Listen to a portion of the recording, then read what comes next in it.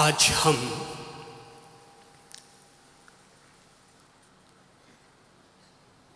एक ऐसे बिंदु पर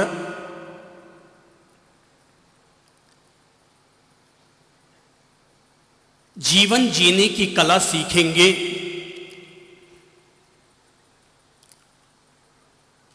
जिसका संबंध व्यक्ति के आनंदमय और ऊर्जावान बुढ़ापे के साथ जुड़ा हुआ है। हालांकि ये बात सच है कि आप में से सारे लोग बुढ़ापे की दहलीज पर नहीं खड़े हैं, लेकिन आज नहीं तो कल, कल नहीं तो परसों हर किसी व्यक्ति को बुढ़ापे के धरातल पर तो अपने कदम रखने ही हैं। तो जो आज अपने आप को बुढ़ापे की दहलीज पर समझ रहे हैं, मेरी बातें उनके लिए भी हैं और उन सब लोगों के लिए भी है जो आज बुजुर्ग तो नहीं बने हैं, पर आज नहीं तो कल उनको बुढ़ापे की दहलीज पर अपने कदम तो रखने ही हैं। क्योंकि आप सारे संतों, महंतों, अरिहंतों के पास जाकर, माता पिता के पास जाकर चिरंजीवी होने का आशीर्वाद लिया करते हैं। इसलिए उम्मीद है कि आप सब लोगों के जीवन में भी बुढ़ापे का एक हिस्सा जरूर आएगा।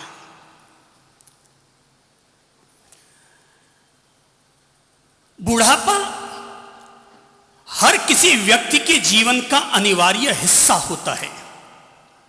जिन लोगों को जीवन जीने की कला नहीं आती, उनके लिए बुढ़ापा किसी के लिए बंधन की बेड़ी बनता है, किसी के लिए मजबूरी का जीना बनता है, किसी के लिए कारागार बन जाता है। लेकिन जिन लोगों को जीवन जीने का रास्ता आता है, उनके लिए वही बुढ़ापा किसी के लिए स्वर्ण शिखर बन जाता है, तो किसी के लिए मुक्ति का द्वार हो जाता है, तो किसी के लिए स्वर्ग और सदगति का मार्ग खोलने वाला राम सेतु बन जाता है। इंसान का बचपन, इंसान का यौवन और इंसान का बुढ़ापा, अगर हम जीवन के ये तीन हिस्से करते हैं तो इंसान का बचपन विद्यार्जन के लिए होता है, इंसान का यौवन धनार्जन के लिए होता है और इंसान का बुढ़ापा पुण्यार्जन के लिए हुआ करता है।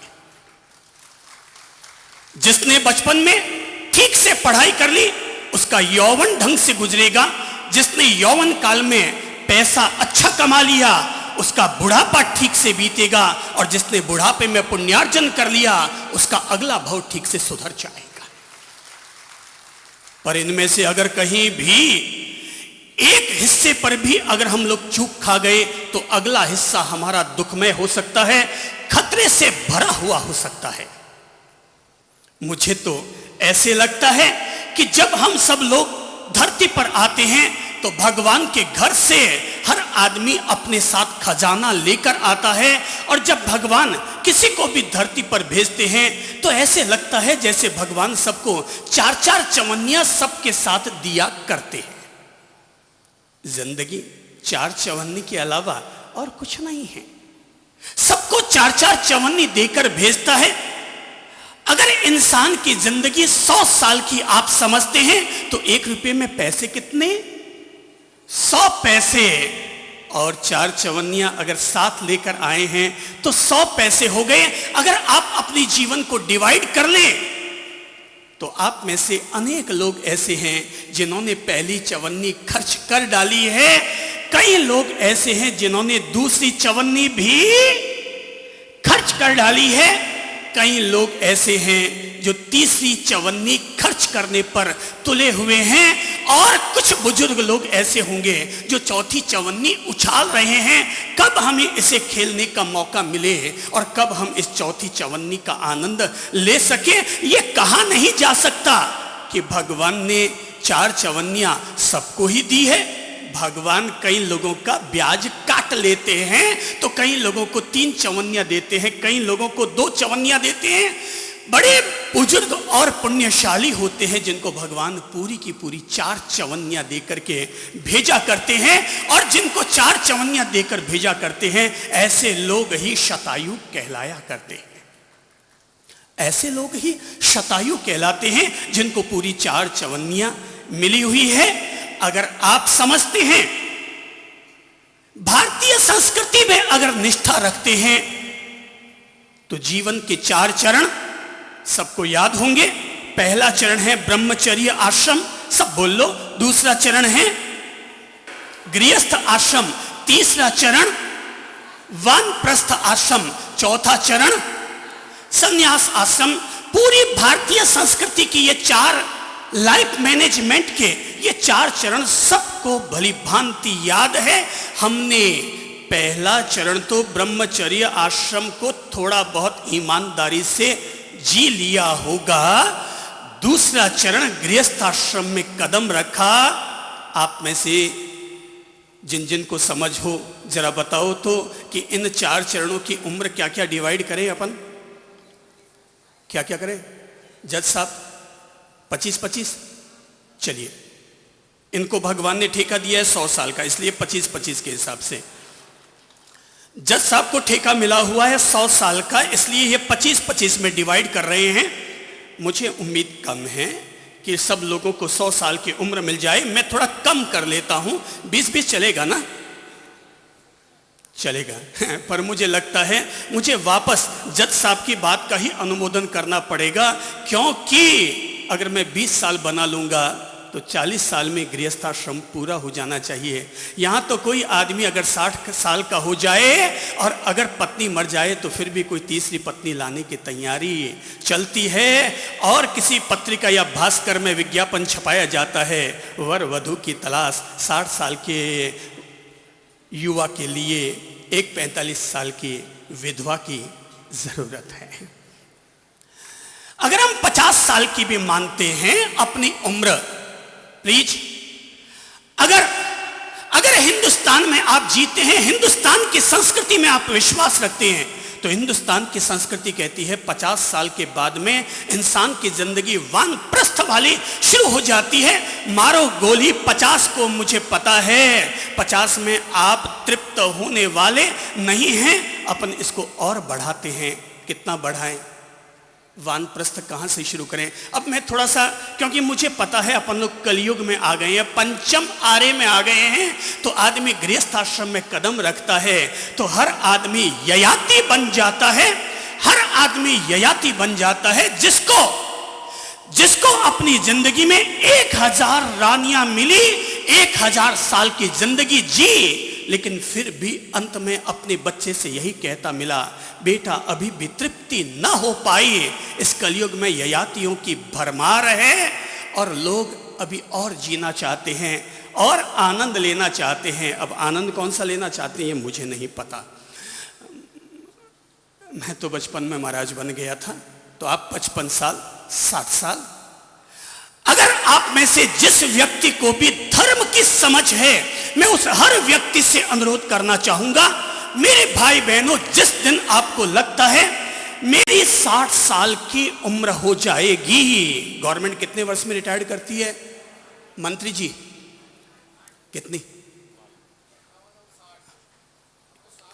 अब 60 में कर रहे हैं। तो सरकार के लोग अगर ये पारित करते हैं कि 60 साल के बाद में आदमी काम का नहीं रहता, इसलिए उसे टायर्ड को रिटायर्ड कर डालो, तो उस टायर्ड को रिटायर्ड कर डालते हैं 60 साल की उम्र में।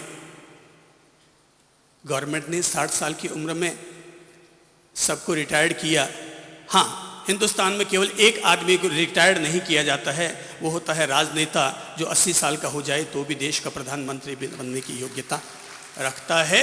बोले भले बूढ़ा हो गया तो क्या हुआ, जब तक अर्थी न सजे तब तक राजनेता काम का होता है। जितना इसका दूध निकाल सकते हो निकालते रहो।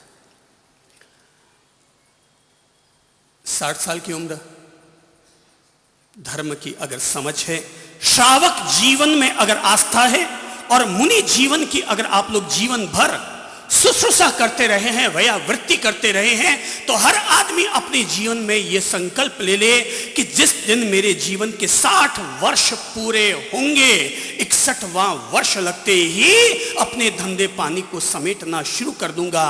और 61वां वर्ष बीता, 62वां वर्ष बाद में लगेगा, उससे पहले घर में भी रहूंगा, पर घर में रहते हुए भी संत जैसा जीवन अपना जीऊंगा।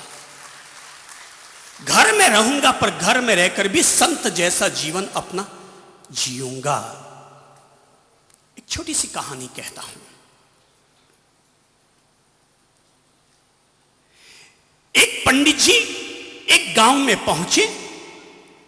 जाते तो गांव गांव थे, पंडित थे, ब्राह्मण पंडित थे, कथा बाचा करते थे।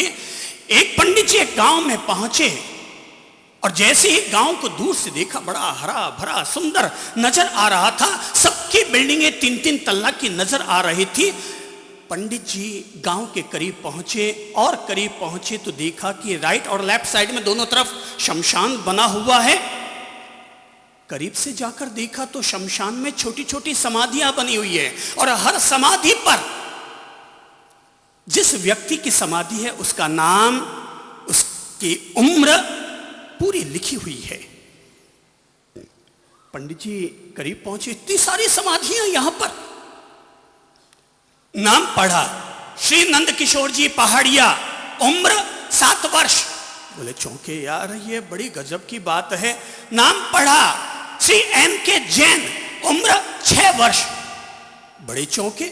नाम श्री बसंत कुमार जी जैन, उम्र 3.5 वर्ष। बोले पंडित जी चौंके, यार ये क्या तरीका हो गया, सबके उम्र अलग अलग।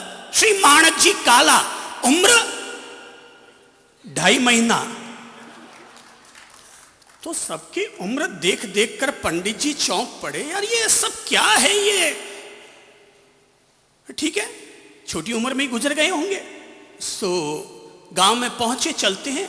गांव में पहुंचे, गांव वाले ने जैसे ही पंडित जी को देखा, सब आए, चरणों में झुके, धोक लगाई, वंदना की। ओ पंडित जी आए, गुरुजी आए, गुरुजी आए। गुरुजी का खूब घरों में स्वागत किया गया। लोग अपने अपने यहाँ जीवने के लिए बुलाने वालों की लाइन लग गई। शाम को कथा हुई, पंडित जी ने बड़ी मीठी मधुर कथा भी बांची। दिन भर गांव में इतनी सेवा हुई, आओ भगत हुई। पंडित जी बड़े खुश हो गए।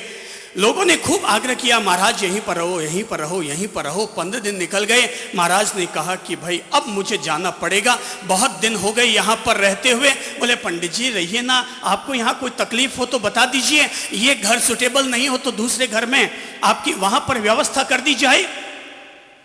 पंडित जी ने कहा भाई गाँव तो बहुत अच्छा है, मन भी लगा, सेवा खातिरदारी भी बहुत अच्छी हो रही है, पर एक बात 15 दिन से लगातार पीछा कर रही है। बोले क्या पीछा कर रही है? बोले पीछा ये कर रही है कि वो मैं शमशान से आया था ना, तो वहां पर मैंने कई लोगों के नाम पढ़े थे। तो जितने नाम पढ़े, यहाँ के गांव वालों की उम्र बड़ी कम है, इसलिए घबराता हूं कि मैं भी इस गांव में रहा और मेरी भी उम्र अगर घट गई तो मरना कोई नहीं चाहता, स्वर्गीय होना भी कोई नहीं चाहता। लोग हंसे, पंडित जी लगता है आप पढ़े तो बहुत हैं पर अभी तक गुने नहीं हैं। बोले क्यों भाई, क्या हुआ? अरे पंडित जी, वो जो आपने नाम देखे ना, किसी की 7 वर्ष की उम्र, किसी की 5 वर्ष की उम्र, किसी की 2.5 महीने की उम्र। अरे हकीकत में हमारे गांव का नियम है कि हमारे यहाँ जब भी कोई बच्चा जन्म लेता है तो जन्म लेने के साथ ही बाकी शहरों में तो जन्म कुंडली बनाई जाती है, पर हमारे यहाँ जन्म लेते ही एक डायरी डाल दी जाती है और बच्चे को कह दिया जाता है कि जो तू अपने जीवन में अच्छे अच्छे काम करता जाए और उन अच्छे कामों को करने में जितना जितना तेरा वक्त बीते उतना उतना टाइम तू इस डायरी में नोट कर देना।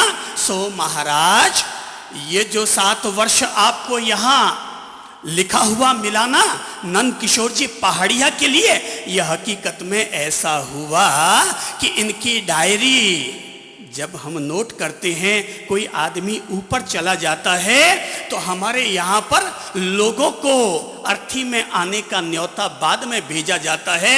सबसे पहले अर्थी निकालने से पहले उसकी डायरी निकालकर उसकी असली उम्र का पता किया जाता है।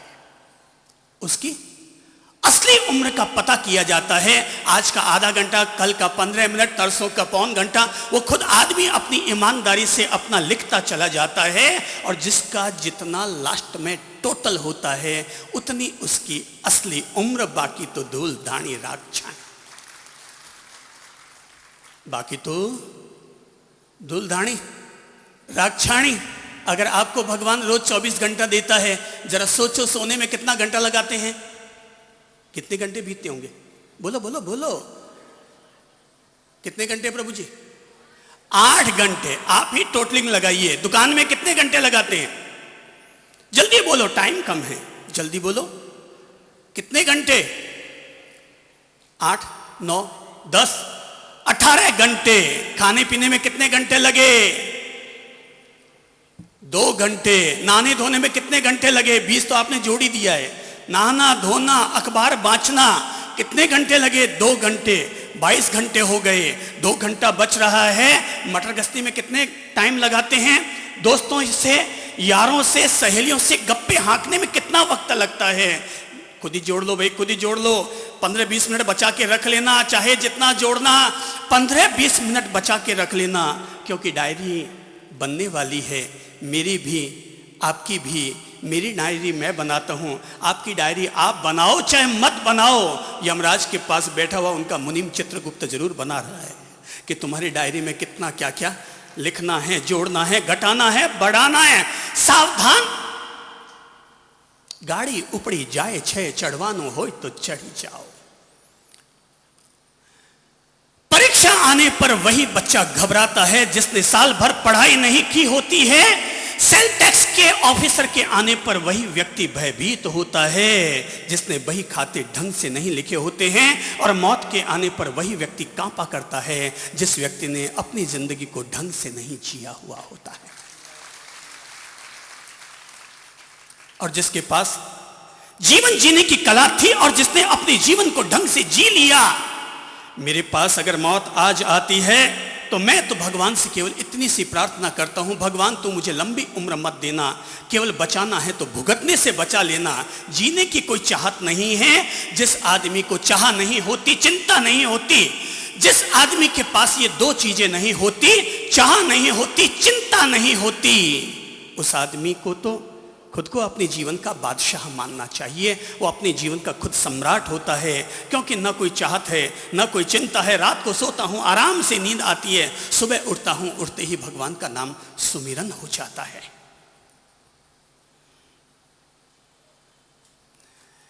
जीवन को एक व्यवस्था, मेरे जीवन को मैं दूंगा, आपके जीवन को आप देंगे। मैंने अपने जीवन का संकल्प कर रखा है, क्योंकि मोह छूटता नहीं है। आपसे धन का मोह छूटता नहीं है। हम महाराज बन जाते हैं, अगर ज्ञानी बन जाते तो हम लोगों से माई का मोह नहीं छूटता है। पब्लिक सामने हो और फिर महाराज के सामने बोलने का अवसर आ जाए तो महाराज चुप ही नहीं होते हैं। तो मैंने जीवन का संकल्प ले रखा है कि मैंने अपने जीवन के 25 साल ब्रह्मचर्य आश्रम में बिताए। अगले 25 साल अगर मुझे कम लगते हैं तो मैंने उसको 35 साल बना लिया है।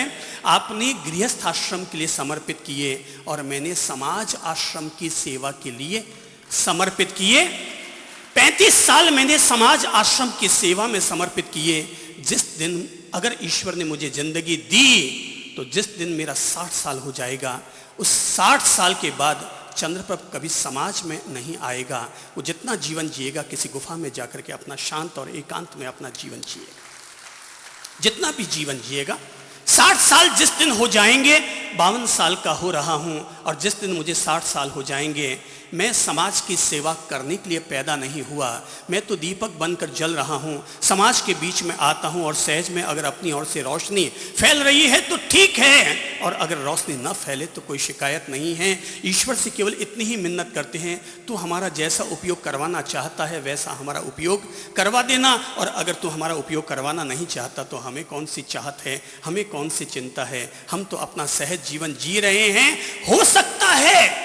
हो सकता है किसी भी व्यक्ति का कोई भी लक्ष्य हो, पर अगर कोई चंद्रप्रभ से पूछे, जिंदगी भर लोगों को लक्ष्य बनाने का सपना दिखाने वाले व्यक्ति का खुद का अपना कोई लक्ष्य नहीं है, उसका अपना कोई लक्ष्य नहीं है, उसका अपना कोई सपना नहीं है, क्योंकि उसने प्रकृति से सीख रखा है कि झरना बहता है उसका कोई लक्ष्य नहीं होता, पेड़ खिलता है उसका कोई लक्ष्य नहीं होता, अपने आप प्रकृति उसमें फल उगाती है और फल लोगों को मिलते हैं, झरना अपने आप बहता है और गंगा सागर बन जाया करता है। तू अपनी नौका को ईश्वर के सहारे छोड़कर तो देख, फिर देख कि वो तेरी नौका को खुद अपने आप कहां से कहां ले जाना चाहे।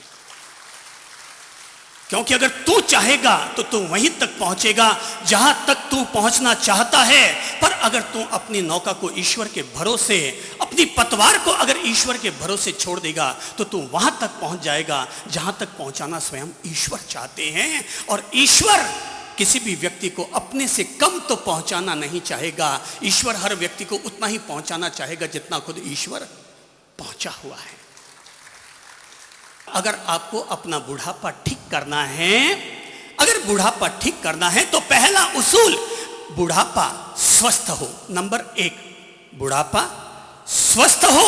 और जो बात मैं बच्चों के लिए कहता हूं, early to bed and early to rise makes a man healthy wealthy and wise, वही बात आप सारे बुजुर्गों के लिए भी कहूंगा। सूरज उगे उससे पहले आप उग जाओ, चिड़ियाएं चहचहाए उससे पहले आप चहचहाने लग जाओ, मुर्गा बांग दे उससे पहले आप नमो अरिहंताणम या गायत्री मंत्र बोलना शुरू कर दो। दूसरा काम, स्वस्थ रहने के लिए सुबह उठकर आधे घंटा घूमने के लिए जरूर जाओ, क्योंकि ऐसा करने से आपकी बॉडी के केमिकल शुद्ध होते चले जाएंगे। तीसरा काम, स्वस्थ रहने के लिए थोड़ा एक्सरसाइज वाला काम जरूर करें, पर योगा कीजिए, 10 मिनट प्राणायाम अवश्य कीजिए, भोजन बड़ा संयमित खाइए।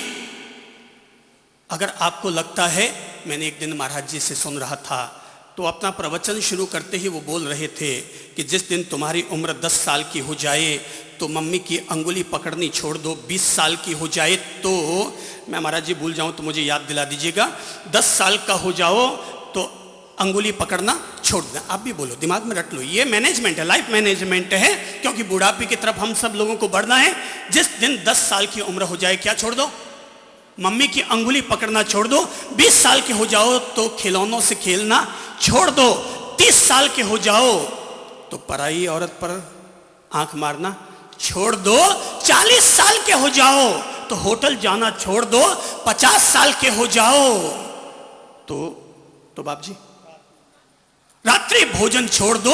60 साल के हो जाओ तो पत्नी के साथ सोना छोड़ दो। 70 साल के हो जाओ तो गरिष्ठ भोजन खाना छोड़ दो।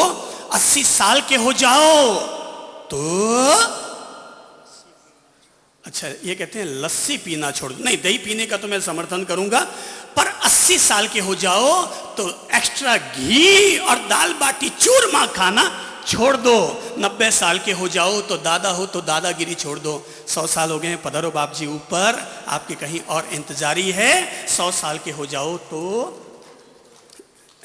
दुनिया छोड़ दो। अपन सब लोग तैयार हैं, मैं तो कम से कम तैयार हूं। मैं केवल भुगतने से डरता हूं, मरने से नहीं डरता। स्वस्थ जीवन जियो, आहार संयमित खाओ। जिस दिन लगता है 60 साल की उम्र हो गई, अब ब्याह शादी का खाना खाना छोड़ दो। ये छोरों के लिए होता है भाई, जो 80 आइटम लोग बनाते हैं वो छोरों के लिए होता है, लेकिन पहुंच जाते हैं सारे बुजुर्ग। भाई आपके लिए तो 15 आइटम ही है, 10 आइटम कर लो। सुबह है हल्का फुल्का नाश्ता लो। दोपहर में एक समय 4 चपाती, 3 चपाती, दाल चावल, 1 कटोरी दही, सब्जी अगर चपती हो तो थोड़ा सा सलाद, और शाम को हल्का फुल्का दलिया है, खिचड़ी है, 1 गिलास दूध है, हल्का फुल्का। याद रखिए, जो ज्यादा खाएगा वो कम जिएगा, जो कम खाएगा वो ज्यादा जिएगा। जो ज्यादा खाएगा वो कम जिएगा। कम जीना है तो खूब डट डट के खाओ। अगला तो खिलाने के लिए ही आपको बुला रहा है, जाओ। पर प्लीज मेरी समझ से अगर आपको डट के खाना है तो घर में खाओ, पर कहीं और जाते हो तो वहाँ केवल मुंह झूठा करके वापस लौट के आ जाओ, क्योंकि घर का खाना अगर डबल भी खा लिया तब भी हजम हो जाएगा, और वहाँ का खाना अगर आधा खाया तब भी बदहजमी हो जाएगी, और अगले दिन वो महंगी वाली हॉस्पिटल में जाना पड़ेगा, अभी नई नई खुली है। पहला काम स्वस्थ जियो। नंबर दूसरा काम सक्रिय जीवन जियो। बुढ़ापे को पूरी तरह सक्रिय बनाओ। याद रखो, अगर बुढ़ापे में अगर हमने अपनी काया बाईसा से काम लेना अगर बंद कर दिया ना, जो सेठानियां बन गई है वो अगर अपना सेठानीपना अगर थोड़ा सा छोड़ दे और घर में काम करना अगर शुरू कर दे, तो मात्र 6 महीने में उनके गोडे वापस एक्टिव होने शुरू हो जाएंगे, कमर वापस ठीक होनी शुरू हो जाएगी। काम नहीं किया इसीलिए कमर और गोडे जाम हुए। मेरी माँ कहती थी कि तू जब पैदा हुआ तो तेरे पैदा होने से 10 मिनट पहले तुम्हें फुलका बेल रही थी। तू जब पैदा हुआ तो तेरे पैदा होने से 10 मिनट पहले तक मैं फुलका बेल रही थी और पता भी नहीं चला और तू पैदा हो गया। याद रखना, जो काम करते रहेंगे उनकी डिलीवरियां चुटकी में हो जाएंगी, और जो काम नहीं करेंगे, बाईसा को टांग ऊंची करके पलंग पर सुला दिया है, उसकी डिलीवरी हमेशा सर्जरी से ही होगी। यह तय मानकर चलिए। सक्रिय घर में खाना बनाइए। बुजुर्गों, अगर दादाजी हैं आप, अपने पोते को स्कूल पहुंचाने के लिए चले जाया करें, सब्जी खुद लेके आ जाया करें, इससे फायदा होगा। आपको मन भाने वाली सब्जी आ जाएगी और बेटा भी सोचेगा पापा जी अभी तक काम कर रहे हैं। याद रखना, जब तक काम करते रहोगे तब तक घर वाले आपको उपयोगी समझते रहेंगे, और जैसे ही आपने अपना उपयोग करना बंद कर दिया, घर वाले भी सोचेंगे कद पापा जी ऊपर जावे, कब घर में शांति हुए। अपने बुढ़ापे को सुरक्षित भी बनाएं। ध्यान रखें, अपना सारा पैसा अपने बच्चों को न दें। बुढ़ापे में अपना सारा पैसा अपने बच्चों को न दें। जमाना कलयुग का है। आपके सारे टाबर तो यहां महाराज जी का प्रवचन सुनने के लिए आते नहीं हैं, तो ऐसी स्थिति में हो सकता है अंटी में अगर माल रहेगा तो टाबर आपकी सेवा करते रहेंगे, और माल पहले अगर निकाल के दे दिया तो भाई साहब जी जरा बताओ, मौसमी का अगर जूस निकल गया तो छिलके को कौन कितनी दिन अपने घर में संभाल संभाल कर रखेगा। मौसमी में अगर जूस है, नींबू में अगर रस है, तो घर वाले आपकी खिदमत करते रहेंगे। और अगर आपने अपना सारा माल निकाल दिया तो क्या होगा? बोलो भाई, कोई तो दादाजी बोलो, फिर क्या होगा? हैं? चौथा काम, चूंकि मुझे पूरा करना है, चौथा काम धन। याद रखो भाई बहनों, अगर आपको अपने बच्चों को धन देना भी है 50% दीजिए, 50% अपने पास रखिए। वो जो 50% है उनमें से 25% अपनी पत्नी के लिए रखिए, क्योंकि उसकी जिम्मेदारी भी आप पर है। अगर आप पहले मर भी जाएं तो आपकी पत्नी का बुढ़ापा सुख में रहे, इसकी व्यवस्था करके जाएं। और आपके पास जो 25% है उसमें से आधा हिस्सा टाबरों के नाम कर देना मरने के बाद, पहले मत करना। पर बाकी का जो आधा हिस्सा है वो नेकी कर दरिया में डाल, परोपकार के कामों के लिए लगाना। तुम रहो चाहे न रहो, लेकिन तुम्हारे जाने के बाद भी लोग कह सकें ये वो आदमी है जिसने दुनिया के लिए भी कुछ किया है। केवल अपनों के लिए करोगे तो याद करने वाले 5 टाबर रहेंगे, पर दुनिया के लिए करके जाओगे तो याद रखने वाले हजारों लोग होंगे। महाराज लोगों की लोग इतनी भक्ति क्यों करते हैं? क्योंकि महाराज केवल 5 लोगों के लिए अपना जीवन नहीं जीते, महाराज लोग हजारों लोगों के लिए, पूरी दुनिया के लिए अपना जीवन जीते हैं। इसलिए लोग महाराजों को याद करते हैं। बुढ़ापा, पहला स्वस्थ हो, दूसरा सक्रिय हो। बुढ़ापा नंबर 3 क्या हो? सुरक्षित हो। नंबर 4 बुढ़ापा, नंबर 4 में बुढ़ापा सार्थक हो। खुद को ये तमन्ना रहे, खुद को ये दिलेशी रहे, खुद के दिल में अपने आप में ये धन्यवाद और साधुवाद का भाव रहे। हाँ, मैंने अपने जीवन को इस तरह से जिया है कि जब मैं यहाँ से ऊपर जाऊँगा, स्वयं भगवान के पास जाऊँगा, तो अपना चेहरा दिखाने के लायक वहाँ पर जरूर रहूँगा। अगर मैं वहाँ पर जाऊँगा तो वहाँ पर भगवान को अपना चेहरा दिखाने के लायक जरूर रहूँगा। सार्थक काम। अगर आपको लगता है घर में काम कम है, किसी महावीर विकलांग सेवा समिति में चले जाओ, अरे वहां पर हजारों लोग रोज ऐसे आते हैं जिनके पांव नहीं होते। माना आपकी उम्र 75 साल की हो गई, पर उनसे तो अभी तक आप में ताकत ज्यादा है जिनके पांव ही नहीं है। उनसे तो आपके पांव में ताकत ज्यादा है, आप उनकी हेल्प वहां जाकर के कर सकते हैं। रोजाना 2 घंटे के लिए चले जाइए। यहां पर महावीर कैंसर हॉस्पिटल बना हुआ है, जाइए रोज 2 घंटा के लिए वहां जाकर के केवल उनके डायरेक्टर से कह दिए, साहब मैं अपने समय का सार्थक उपयोग करने के लिए यहां रोज 2 घंटा अपनी सेवा देने के लिए आऊंगा। आप मेरे शरीर की कैपेसिटी समझ लीजिए और मुझे मेरे सामर्थ्य के अनुसार कोई भी सेवा का एक काम मुझे सौंप दीजिए। आप जब मरेंगे ना, इस नश्वर शरीर को छोड़कर जाएंगे ना, तब आपकी आत्मा में एक अलग सुकून होगा और आपको लगेगा मैंने केवल अपने स्वार्थ के लिए अपनी जिंदगी नहीं जी, मैंने कुछ और भी किया है। क्योंकि मैंने यही सुना है, जो पैसा कमाओगे वो यहीं छूट जाएगा, लेकिन जो पुण्याई कमाओगे वो गठरी जन्म जन्मांतर तक आपके साथ जाएगी। आप लोग 3 मिनट के लिए अपनी आंखें बंद कर लीजिए। मैं कुछ गुनगुनाऊंगा और उस गुनगुनाहट को अपने भीतर आने दीजिए। अपने आप को प्रेरणा देते रहिएगा इस छोटे से गीत के द्वारा। जिया कब तक उलझेगा संकल्प विकल्पों में, जिया कब तक उलझेगा संकल्प विकल्पों में, कब तक यूं भटकेगा,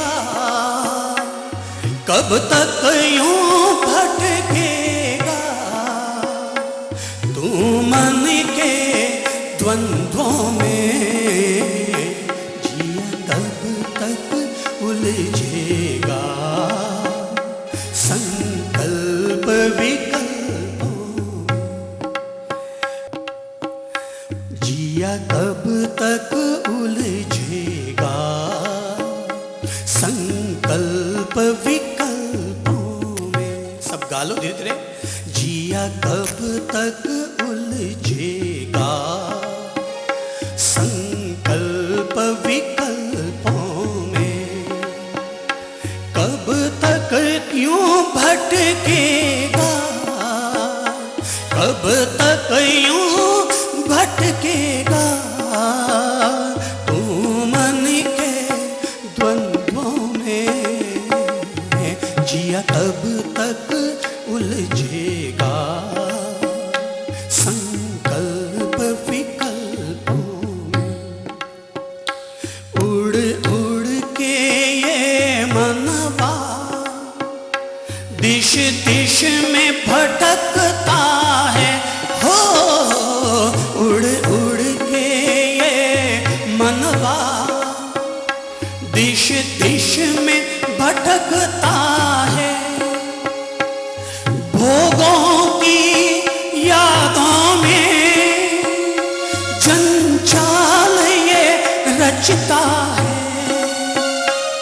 भोगों की यादों में जंजाल ये रचता है, कब तक तू डूबेगा, कब तक तू डूबेगा संसार के रंगों में, जिया कब तक उलझेगा संकल्प विकल्पों में। हाँ, जिया कब तक उलझेगा संकल्प विकल्पों में।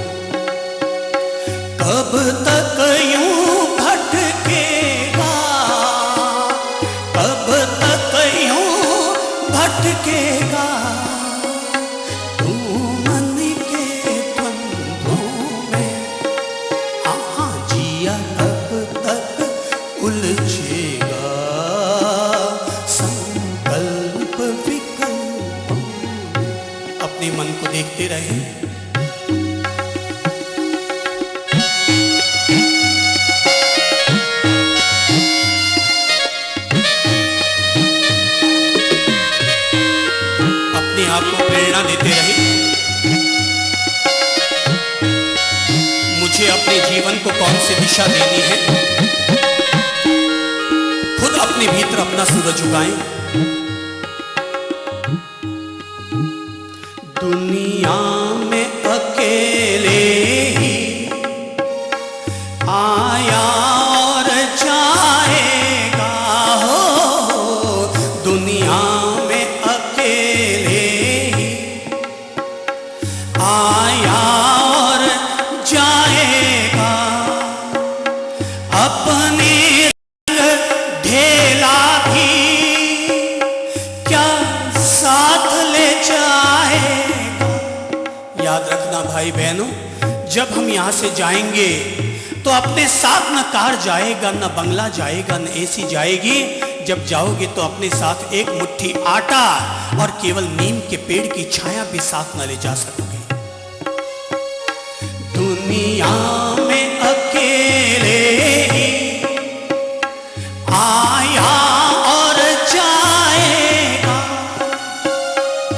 अपने संग ढेला भी क्या साथ ले जाएगा।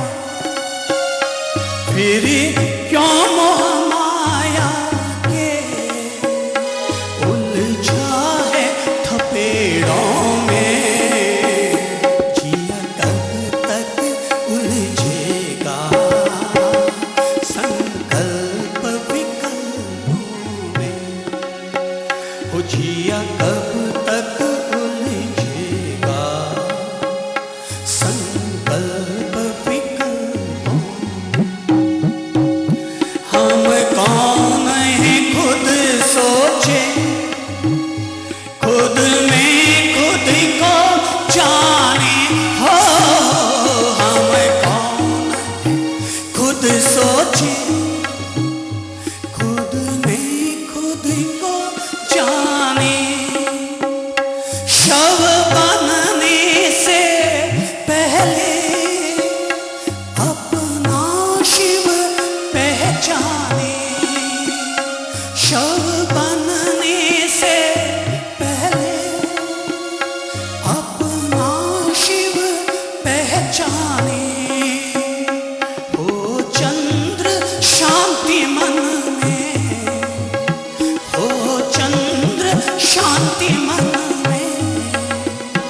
प्रभु प्रीत हो सांसों में। अब बजाओ ताली। हो जिया कब तक उलझेगा संकल्प विकल्पों में। जिया कब तक उलझेगा संकल्प विकल्पों में। कब तक यूं भटकेगा, वो कब तक यूं भटकेगा। तू मन के द्वंद्वों में जिया कब तक उलझेगा। जिया कब तक, सबका लो। जिया कब तक, हो जिया कब तक, हो जिया कब तक उलझेगा संकल्प विकल्पों में। जिया कब तक उलझेगा संकल्प विकल्पों।